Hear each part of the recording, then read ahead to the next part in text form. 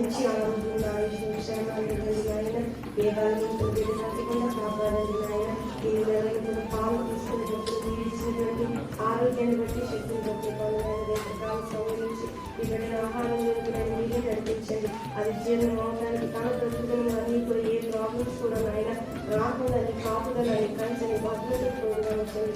ఈ కార్యక్రమాన్ని మీ దాసుల హస్తంలో జరిగిస్తుండగా ఈ దాసుని యొక్క హస్తంలో నీ హస్తాన్ని ఉంచున్నాయి. ఈ బిడ్డ ఆశీర్వాదకరంగా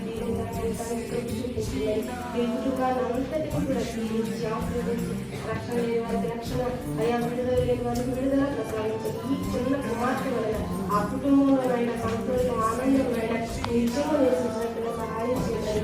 యేసు పరిశుద్ధ నామములో అన్ని మీ పాదాలు పొందిన చిన్న కుమార్తెను రక్షించింది.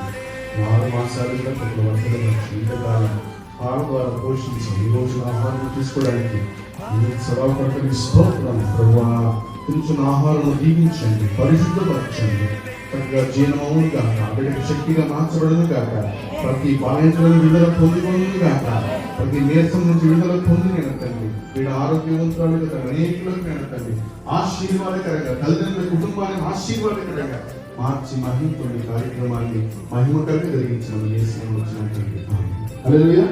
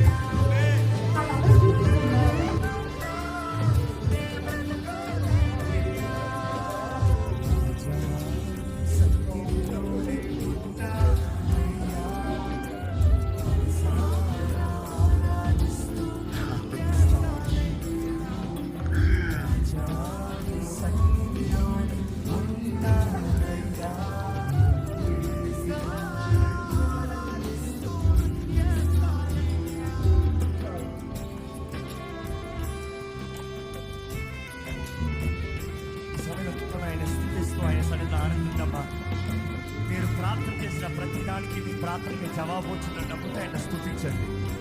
నా ప్రార్థన ఆలకించబడిందని నమ్మేవారు స్తుతించండి. Just enjoy right.